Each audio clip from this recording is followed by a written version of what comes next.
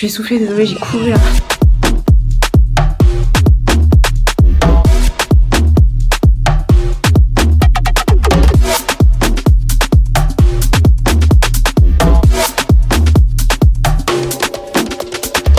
Hello l'équipe, bienvenue dans ce nouveau vlog. J'espère que vous allez bien. De mon côté, ça va, le soleil est de retour à Paris, donc ça déjà, ça aide. Mais je suis assez stressée par la semaine qui arrive parce que j'ai beaucoup de trucs et ça va être l'objet de cette vidéo justement de vous emmener avec moi pour faire toutes ces choses que j'ai à faire. Aujourd'hui, nous sommes le mardi 18 février et je m'apprête à filer chez Apple car j'ai deux interviews avec deux artistes que j'adore, Vicky R et Anna Majidson, qui sortent toutes les deux un nouveau projet. Donc on va en parler dans mon format à l'écoute dont je vous ai déjà parlé dans le premier vlog. Et demain, mercredi, j'ai deux interviews avec une même artiste, avec Stilto. On fait un à l'écoute et une album. Attendez, j'ai mon lave-vaisselle, c'est du bruit là. Je disais, demain je fais Stilto. Ah non mais ça fait trop de bruit en fait. On fait le format à l'écoute ainsi qu'une album interview parce qu'elle sort son premier album, Fille lacrymale. Et l'album interview, je vous en ai parlé dans le premier vlog, c'est un format beaucoup plus long que à l'écoute, qui est filmé aussi. Donc c'est un format qui me demande pas mal de préparation et je vais vous montrer comment je prépare ce type de contenu. Jeudi, je suis un petit peu plus chill, mais j'ai quand même pas mal de trucs à faire à la maison. Répondre à des mails et préparer des sets aussi parce que vendredi, je joue au Pamela pour les 5 ans de Like Fire en B2B avec ma copine Rebekita. Et le lendemain, samedi, je joue pour Pignata Radio et Extended ensemble qui se sont unis pour faire un pop-up à A-Side, qui est le lieu attenant à A1 Records. Je joue en fin d'après-midi, donc je pense que je vais faire un petit set un peu chill de type R&B,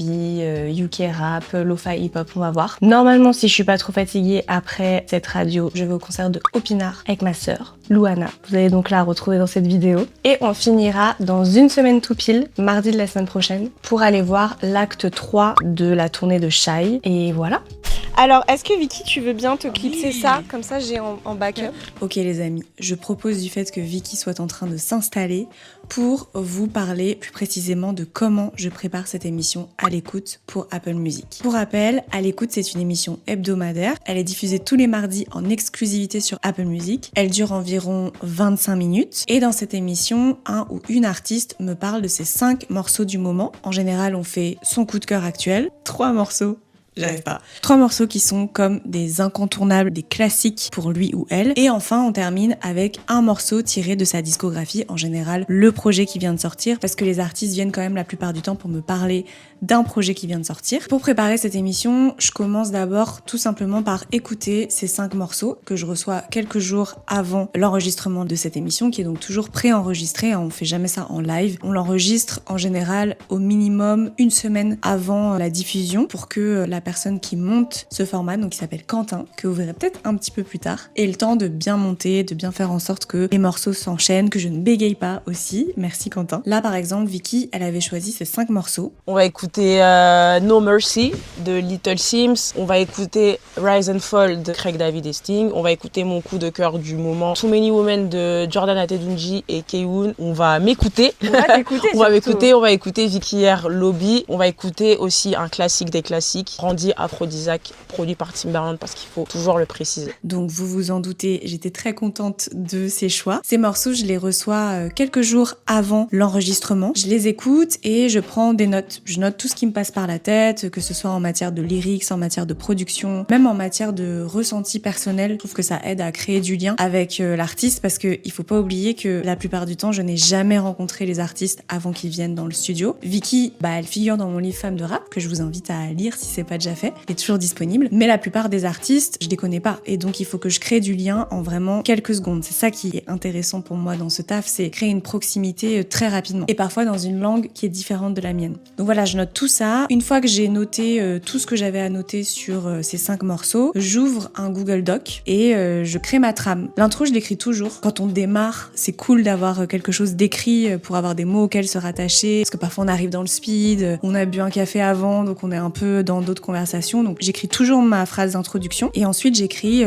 morceau numéro 1, toutes les petites questions ou toutes les petites notes que j'ai en dessous, morceau numéro 2, 3, 4, 5, et pareil, je fais une outro que je lis pas toujours. Ce Google Doc, ensuite, je l'ai sous les yeux pendant que je prépare mes interviews. Sur la vidéo, on voit mon ordinateur, j'ai en fait ce Google Doc. Et j'ai aussi la playlist Apple Music, parce que c'est moi qui lance tous les morceaux, c'est moi qui gère tout, et après Quentin, il édite bien derrière, ça je le fais en direct pendant qu'on enregistre. Donc j'ai ces deux fenêtres sur mon ordinateur, le Google Doc, la playlist Apple Music, et voilà, je me rattache à ce Google Doc quand je parle aux artistes, mais en vrai, pour ce format-là, qui est un format quand même assez court, 25 minutes, ça passe super vite. Souvent, je me laisse guider par la discussion, et voilà, s'il y a un moment où je veux vraiment reprendre quelque chose que j'avais mis dans le Google Doc, je jette un coup d'œil, mais ce que je remarque, c'est que les artistes sont souvent hyper contents de faire ce format parce qu'il diffère un petit peu de la promo classique où tu viens parler de ton album, alors comment tu l'as créé, qu'est-ce que tu racontes dedans. Là, c'est vraiment un petit format à côté, et jusqu'ici, en tout cas, tous les artistes et toutes les artistes qui sont venus étaient toujours très enthousiastes à l'idée de me parler de ces morceaux qu'ils ont choisis. Donc en vrai, je jette un coup d'œil de temps en temps au Google Doc, mais je suis surtout focus sur la conversation, et en général, ça déroule tout seul. Une fois qu'on a enregistré l'épisode, il est envoyé à Quentin, donc, qui s'occupe de bien l'éditer, et vous le retrouvez ensuite sur la plateforme Apple Music. Voilà comment ça se passe pour À l'écoute. Je viens d'arriver chez Apple Music avec ce magnifique soleil, et Mélissa qui va me maquiller, qui me maquille souvent d'ailleurs pour mes interviews filmées chez Apple Music, qu'on appelle donc les albums interviews, vient également d'arriver. Juste avant de passer au make-up, je vous parle du programme. Stilto arrive à 14h, on fait le À l'écoute à 14h30, et vers 15h15, on va faire l'album interview, donc la grosse vidéo filmée pour laquelle je vais me faire maquiller tout de suite. Je profite du fait que Mélissa soit en train de me maquiller pour vous parler de l'album interview. L'album interview, pour rappel, c'est un format d'interview longue, donc c'est une longue discussion, environ 35-40 minutes, avec un ou une artiste qui vient de sortir son nouvel album. C'est diffusé à peu près tous les 2 mois. Il n'y a pas vraiment de timing précis comme À l'écoute par exemple. C'est en fonction de l'actualité musicale qu'on a en France, parce que sur ce format, on essaye plutôt d'avoir des personnalités établies, connues du grand public, contrairement à l'écoute où je reçois des gens très très connus comme des talents plutôt émergents. C'est un format qui est diffusé à la fois sur Apple Music et sur ma chaîne YouTube. N'hésitez pas à vous abonner pour aller voir les prochaines albums interviews. Et c'est un format que j'adore parce qu'il permet de prendre le temps de discuter avec les artistes. De façon générale, moi, le format interview, c'est un format que j'adore. Et ce, depuis mes tout débuts, j'ai toujours aimé prendre le temps, essayer de créer une vraie connexion avec un ou une artiste, essayer d'aller dans le fond des choses. Ça a même parfois été des moments assez émouvants. Je pense notamment à une interview que j'ai faite, mais qui, il me semble, n'est jamais sortie. Et je sais pas exactement pour quelle raison. Mais c'était avec Kelela, qui avait pleuré au milieu de l'interview. Il y a parfois eu des moments, voilà, comme ça, un peu hors du temps, qui m'ont beaucoup marqué. Et donc, je suis très contente d'avoir ce format-là chez Apple. Et c'est aussi un format qui, moi, me challenge parce que moi, j'ai l'impression d'être là pour raconter des histoires. Et donc, j'aime quand les histoires sont carrées, qu'il y a une intro, un fil conducteur, une conclusion et que je raconte des choses. Donc, pour préparer mes interviews, j'ai toujours ça en tête. Je vais toujours me dire, ok, quelle est l'histoire que je veux raconter avec cet artiste? Où est-ce qu'on va? Quelle est la direction? Et sur Apple, ce qui est nouveau, en tout cas, c'est que c'est filmé. Donc, en plus de bien réfléchir à la façon dont je vais interagir avec l'artiste, il faut aussi que je réfléchisse à quoi je ressemble et que je sois pas avachie ou avoir un truc de make-up qui se barre en couille, d'où l'intérêt de Mélissa. Donc voilà, il y a cet autre aspect à prendre en considération. Pour préparer ces interviews, il y a plusieurs étapes. La première étape, ça va vraiment être de me plonger dans cet album. Donc je l'écoute dans le métro, je l'écoute chez moi, quand je fais la vaisselle, enfin j'essaye vraiment de m'immerger dans cet album et je prends des notes. Donc chanson numéro 1, le titre, et je note tout ce qui me passe par la tête. Ça peut être des sentiments, ça peut être des punchlines que je trouve pertinentes à explorer pendant l'entretien. Une fois que j'ai cette première base de notes, je vais continuer à écouter l'album pendant plusieurs jours. Souvent, il y a d'autres questions qui me viennent. Enfin voilà, je prends vraiment le temps sur plusieurs jours comme ça de m'immerger dans l'album. Moi, ce qu'il faut savoir, c'est que je suis très première de la classe, donc j'écris tout. J'écris mon intro. Bon, de toute façon, comme vous l'avez compris, j'aime bien que mes intros, vraiment, elles soient écrites et que je puisse me reposer dessus.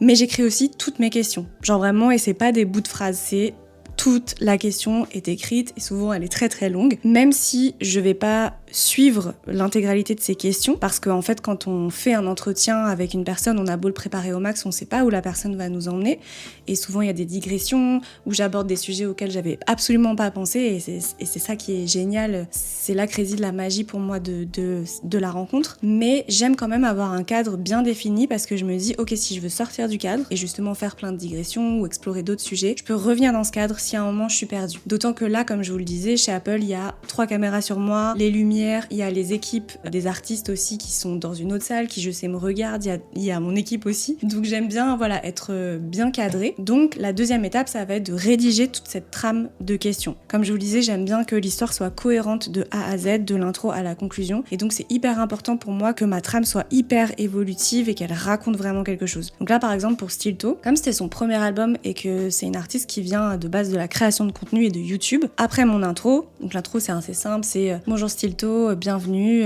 tu viens de sortir ton premier album, blablabla. Disons le premier chapitre de ma trame, ça va être, je l'ai intitulé d'ailleurs, vous pouvez le voir, de YouTube à la musique. J'ai voulu d'abord revenir à la genèse en fait de son projet musical, elle qui n'a pas un parcours classique, disons. En gros, j'ai fait un truc un peu avec Stilto, c'était un peu chronologique. Et une fois que j'avais posé 2-3 chapitres comme ça pour mieux comprendre d'où elle venait, on fait ce qu'on appelle le track by track dont je vous parlais. Là, on va vraiment rentrer dans l'album, on va décrypter, on va mettre l'accent sur certains titres qui, à mon sens, évoquent quelque chose de puissant et d'important pour l'album. Et on rentre comme ça dans le détail de l'album. Et je vous disais tout à l'heure que j'aime bien mettre des choses personnelles dans mes interviews. Et Stilto, ça a été le cas aussi. Je le dis à un moment dans l'interview, moi je viens du journalisme, mais à un moment j'ai voulu être DJ et du coup j'ai embrassé un autre métier comme elle a fait de la création de contenu à la musique. Et voilà, je lui ai posé cette question de est-ce que toi, comment t'as vécu ça, le syndrome de l'imposteur, est-ce que ça a été facile, etc. Et je trouve que les artistes arrivent toujours plus à se livrer lorsque en face d'eux ils ont quelqu'un qui comprend, en tout cas même si on n'a pas du tout les mêmes vies avec Stilto, attention, mais je veux dire où il y a des points communs quoi. Je fais cette trame donc avec des chapitres, des questions bien rédigées pour avoir mon cadre, et une fois que j'ai ça, ce que je fais, ça va peut-être vous paraître ridicule, mais je m'entraîne souvent chez moi à parler toute seule.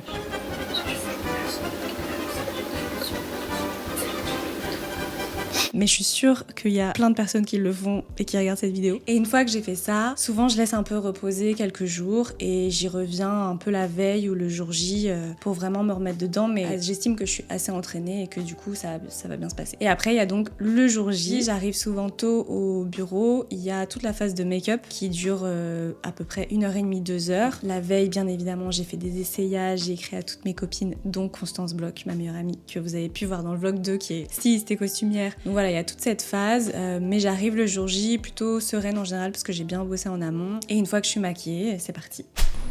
C'est parti. On est prête. J'ai l'impression d'être Scorsese. Waouh. Est-ce que tu es prête? Oui, je suis prête. Pour cet album interview. Je voulais pas d'eau et en fait, je bois grave dans le verre d'eau. Ça va baver mon gloss. Stilto, bienvenue.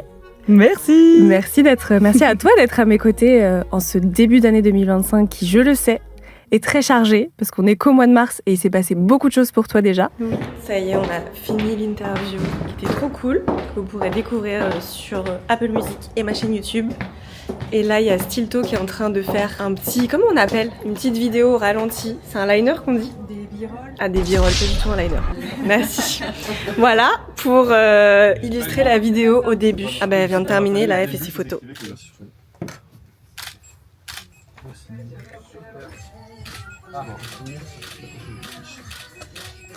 C'est la fin du vlog ou c'est la fin de ma partie du C'est la fin de ta partie. Au revoir le vlog.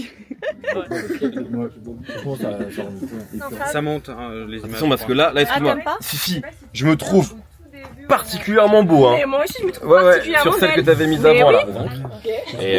Et voilà. Donc non c'est cool, je suis content ouais.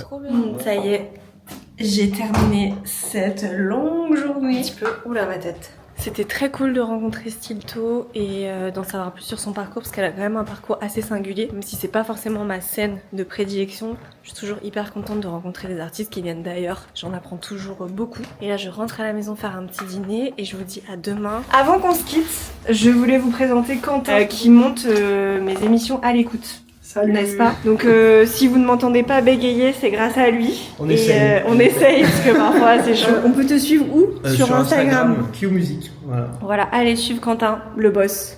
Bisous. Coucou l'équipe. Nous sommes le jeudi 20 février. Je viens de déjeuner avec ma meilleure amie Constance. Et là, je m'apprête à rejoindre l'Orchestra et Mavrada, qui sont deux producteurs et DJ que j'aime beaucoup et dont je joue beaucoup les morceaux. Parce qu'ils viennent de sortir un track ensemble sur le label Applause. Et du coup, l'équipe d'Applause fait une petite interview pour parler du projet. Donc, je vais les aider à poser un petit peu les questions. Et voilà, filer un coup de main aux copains. C'est important. Ah, ça c'est pour toi, c'est ton vlog? On est en train de faire un petit format déconstructed pour expliquer comment est-ce qu'on a fait notre track qui sera le prochain banger this summer. Yeah bro. Yeah bro. So Vaikalai. Vaikalai. Exactement, regardez bien là. Mets pas ça dans le vlog. Hein.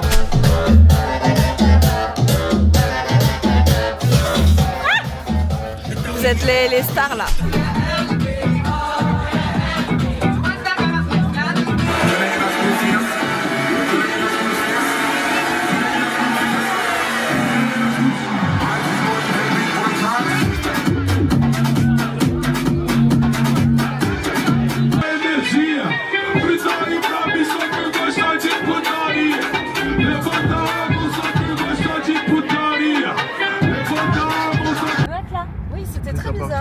On est tellement alcoolisés que.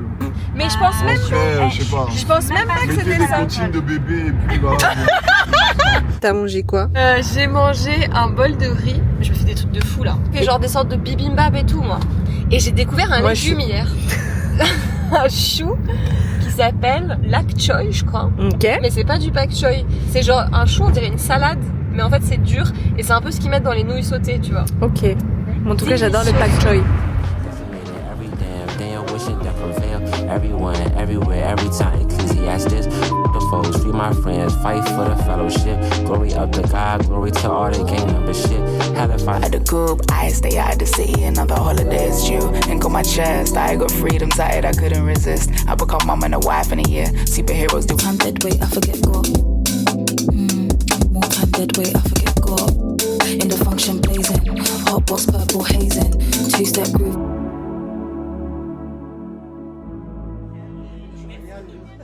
Regardez qui est de retour dans ce vlog. Lucette. Studio Lucette. Donc je suis sortie de cet événement avec Pignata Radio et Extended ensemble chez Eastside. C'était très sympa. Vu que j'étais un peu en ramasse, beaucoup. J'étais un peu timide, c'était un peu intimidant pour moi de jouer devant, tu sais, pas beaucoup de gens. En fait, c'est plus intimidant de jouer devant pas beaucoup de gens en journée. Du monde, tu les vois pas. Que à deux du bar quand tout le monde est bourré quoi. Et nous allons maintenant. Où est-ce qu'on va? Au concert de Monsieur Opina. Loulou m'a demandé si on pouvait y aller car j'ai la chance d'être invitée à des concerts. Bah non, mais surtout les artistes que j'ai interviewés. Et Opinard, je l'ai reçu dans À l'écoute sur Apple Music. Vous pouvez aller écouter ça. Et voilà, on y va. Tout le monde, dis-moi c'est quel type de que tu veux.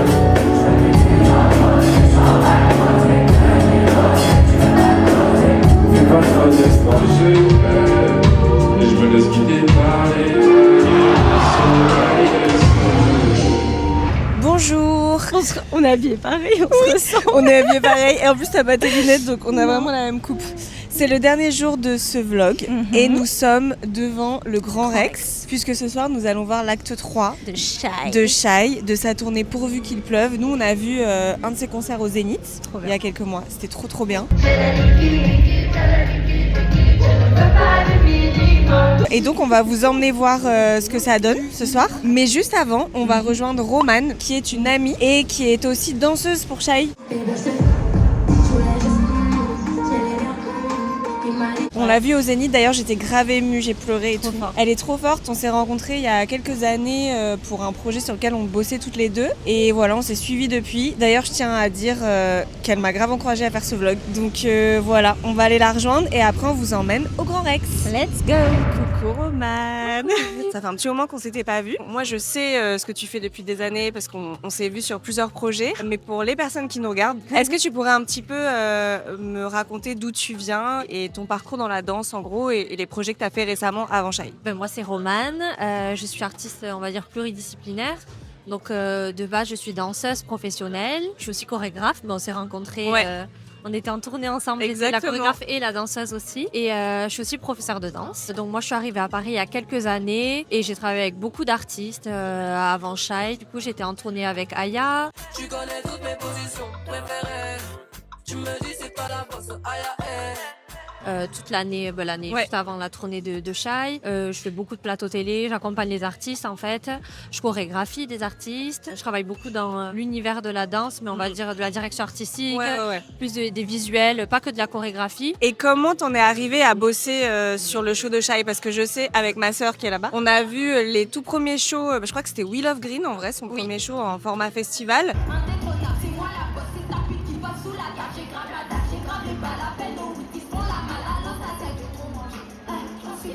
Et je sais que un petit peu après, tu as rejoint en fait, il y a eu déjà un premier jet de danseuses. Donc elles étaient 5 ou 6, je sais plus combien elles étaient. D'abord, elles ont fait l'Olympia. Et après, il y avait l'Olympia. Fait des festivals. Et en septembre, il y a eu une annonce. En gros, ils cherchaient des danseuses pour compléter la team. Et donc, il fallait envoyer une vidéo d'abord sur un son en particulier, une vidéo de nous. Et donc, ça pouvait nous amener dans un second temps pour la deuxième étape du casting. Où là, c'était vraiment sur Paris, dans une salle, avec les présélectionnés du coup grâce aux vidéos. Tu recevais un mail, etc. C'est vraiment comme ça que ça se passe. On était plein de filles.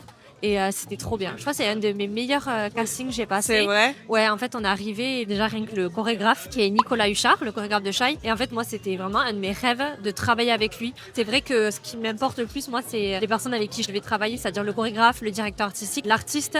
On n'a pas souvent de liens. Après, ça dépend. J'ai créé des forts liens avec des artistes avec qui j'ai passé beaucoup de temps. Mais en vrai, le travail, ton référent. Voilà. Nicolas Huchard, il a fait tellement de choses. Jackie and the Queen. Il était sur la dernière tournée de Madonna en tant que danseur et chorégraphe pour Madonna. Voilà. Oui, du coup, tu fais le casting. J'ai fait le casting, je suis prise. Vous êtes combien à la fin? Une petite dizaine. Et après, il nous a envoyé un mail. C'était incroyable. Vraiment, ce moment, je me rappellerai toujours. C'était mon premier jour. Première fois que je faisais un truc comme ça, tellement j'étais trop contente en fait. C'est vrai que c'est fou parce que c'est la première fois que quand je travaille avec une artiste, toute l'équipe artistique est là du début à la fin du processus. Le stylisme, le directeur artistique, la direction musicale, le chorégraphe. En fait, ils travaillent tous ensemble. Du matin au soir, ils sont là en répète de danse. Et même Shai est là, tu vois. Donc en fait, tout le monde travaille ensemble. Même le chorégraphe, il va voir le directeur musical ou Leda, il lui dit oui, tu peux me rajouter des booms, des cas ou rallonger le morceau. J'en aurais besoin pour les filles pour qu'elles rentrent. Et en fait, c'est ouf parce que d'habitude, chaque corps de métier, ils sont séparés. On a à faire un corps de métier vraiment séparément dans le planning. Et là, tout le monde est là. Et tout le monde donne son avis, surtout en fait c'est pas parce que c'est de la danse. Le DA il disait ça, ce step c'est trop bien, ça rend bien parce qu'il a une vision. Même son DA il travaille avec elle depuis longtemps, il fait toutes les visus et tout. J'avais travaillé avec lui, c'est The Only G. J'avais travaillé avec lui sur Shine et je le retrouve là. C'était trop bien. Comment vous avez travaillé sur ce show? J'imagine que tout était au millimètre près. Elles avaient décoré de base, du coup qu'il a repris quelques trucs qu'il avait fait avec les filles pour l'Olympia et tout. Mais en fait il a tout pimpé, le fait qu'on soit plus. Et le fait qu'on soit aussi toutes différentes, ça se voit qu'il se nourrissait de tout notre art à chacune de nos identités. Souvent, il nous disait, n'oubliez pas que vous êtes aussi artiste et que c'est votre show. Et il nous a bien éduqués sur ça dans le sens de nous dire, et ça marche pour tous vos jobs. Vraiment, en tant qu'artiste, il faut que ça résonne pour vous. S'il y a quelque chose qui ne résonne pas et que vous sentez que vous faites à contre-cœur, que ce soit dans la danse, dans l'expression, dans tout le mouvement, en fait, il faut le dire. Ouais, donc même humainement, psychologiquement, il était hyper impliqué, quoi. Ouais, c'est incroyable. Et il faisait, avec des fois, en fait, il se nourrissait même de nos erreurs. Des fois, vu qu'on t'en répète et qu'on essayait des trucs et tout, des fois, on se trompait, mais juste parce qu'on teste des trucs et tout. Il nous disait limite, j'adore les erreurs. Parce qu'en fait, à chaque fois, il disait, c'est bien ce que t'as fait là. Mais c'était pas ça, venez on teste. Et en fait, c'était vraiment de la créa. Ouais. C'était pas un truc où tout était déjà fait. C'était une créa évolutive. Ouais, voilà. Et en plus, le truc, c'est que personne ne sait. Du coup, tu as une exclue. Bon, c'est pas une super exclue, mais en fait, moi, j'ai dansé, j'ai fait le show avec une côte cassée. Ouais. Mais qu'est-ce que tu t'es fait? J'ai fait un massage taille à Paris et on m'a cassé une côte. La côte juste en dessous de la canne. Arrête. Et en fait, je priais pendant les shows. Nous, on avait beaucoup de choses en arrière. Même j'avais la pole. C'était un défi pour nous toutes. On a eu de la chance d'avoir parce qu'il y a Stacy, j'allais dire, qui est et formée. En fait, ce qui est bien, c'est qu'elle nous a toutes éduquées de ouf, en fait, sur ce qu'est la pole dance, d'où ça vient, la culture. de la culture du strip, ce qu'on pouvait faire, ce qu'on pouvait pas faire, ce qu'on pouvait porter, ce qu'on pouvait pas porter, pour respecter. Et en fait, on n'est pas danseuse de pole de base, tu vois, et on fait pas partie de la culture. Trop bien de l'avoir eu elle aussi pour ça. Ouais, et même en termes de talons, c'est la seule qui pouvait porter des talons, tu vois, à grosse plateforme, mais des talons exprès, tu vois. Nous, on était en talons ça, de c'est danse. propre à la culture du strip. Ouais. Et en fait, c'est hyper important. Et elle a éduqué tout le monde. Toute l'équipe, en fait, tu vois. Même le chorégraphe, il demandait, explique-nous. Genre, on ne peut pas balancer des billets ou des trucs comme ça. En fait, il y a des choses qui ne se font pas et qu'on ne sait pas, même être trop dénudé. Genre, nous, c'était sûr qu'on n'allait pas s'habiller comme elle, par exemple. Donc, il y avait vraiment un respect et tout ça, c'est trop bien. J'ai appris tellement de choses. Et est-ce qu'il y a un moment, parce que nous, par exemple, en tant que spectatrice avec ma sœur, un des moments qui nous a le plus marqué, je crois, c'est la Twerk Tower.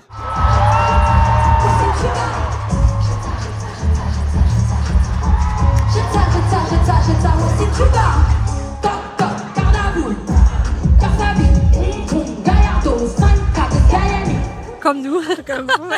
Ouais, c'était un moment très fort. Très fort. Parce que nous, ils nous avaient monté avec des plaques en bois. On avait la Twerk Tower tout le temps en répète. C'était des barres en fer, des trucs. Donc, c'était notre Twerk Tower à nous, tu vois. On a pu bien répéter. On n'est pas arrivé sur scène, on a découvert le truc. Hein. C'est vrai que c'était quand on l'a fait vraiment sur scène en résidence, c'est hyper intense. Que ça descende comme ça et qu'on marche, compte à rebours et tout, ça met tellement un truc fort. Une pression. Une adrénaline, en fait. On est là, let's go. C'est comme si un deuxième show repartait. Et là, comment tu te sens à l'idée de ce soir revoir justement tout ce travail de tous ces mois? Tu vas pleurer dans 2 jours. Je pleure pour rien, alors là. En fait, j'ai l'impression que je vais revivre une dernière fois. Là, on va vraiment tourner la page. Le dernier concert qu'on a fait, c'est là où il y a eu tout plein de caméras. Là, ils ont emmené. Vraiment, il y avait beaucoup de caméramans. Et dans l'après-midi, on a tourné des scènes du concert où il y avait des steadicam et des caméramans sur scène avec nous. Du coup, on a tourné certaines parties du concert. C'est ça. C'est ça. Et moi, j'ai trop hâte de voir. Et c'est vraiment, on va tourner la page une bonne fois pour toutes. Toutes les tournées que j'ai fait, les lives, les shows que je fais, ben voilà, on a les stories des trucs. Des fois, il y a des photographes, des vidéos. Mais en fait, de rendre hommage au travail qu'ils ont fait comme ça. Tu as fait aussi. Oui. Tu en fais partie. Tout ce qu'on a fait de cette façon-là, je trouve que c'est vraiment un magnifique cadeau qu'ils nous font. Quand je vois tout l'investissement qui a été fait, ça dépassait le travail. Il n'y avait plus de travail ensemble. Ça a l'air ému. Oui, parce que c'est trop émouvant. C'était incroyable. Merci Maromane d'avoir partagé tout. En plus, on va le voir ensemble. Attends, est-ce qu'on peut parler de cette tenue de folie? Alors, cette tenue, c'est une styliste. J'adore. Elle s'appelle Angie. C'est Yoga Gigi. Elle m'a fait un petit look. Elle est trop forte. Trop belle.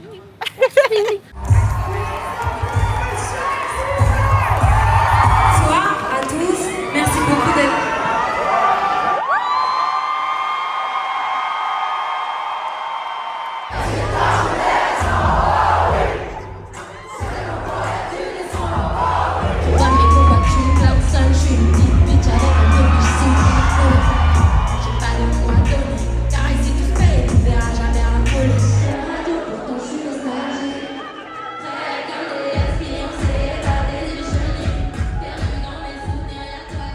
Et voilà, c'est la fin de ce nouveau weekly vlog. Merci beaucoup de l'avoir regardé. Si ça vous a plu, n'hésitez pas à vous abonner à ma chaîne et à laisser un petit commentaire. Sentez-vous libre également de me dire ce que vous avez pensé des parties qui sont un petit peu nouvelles par rapport aux 2 précédents vlogs. La première nouveauté étant cette partie face cam où j'explique plus en détail comment je prépare mes interviews pour Apple Music. Est-ce que c'est quelque chose que vous aimeriez voir sur d'autres sujets, notamment peut-être sur les DJ sets? Et n'hésitez pas à me dire aussi si la petite partie de fin avec Romane, qui était donc ma première guest dans les vlogs, est quelque chose qui vous intéresse pour de prochaines vidéos. J'ai l'occasion de rencontrer pas mal de monde dans le milieu de la culture, donc si c'est des choses qui vous intéressent aussi, je peux carrément continuer à les mettre en place. Et je vous dis à très vite, soit ici sur YouTube ou soit sur les dance floors. J'ai récemment annoncé sur Instagram toutes mes prochaines dates pour la saison printemps, été, il y a plein d'autres trucs qui vont arriver, donc venez danser, ça me ferait extrêmement plaisir. Et voilà, à très vite.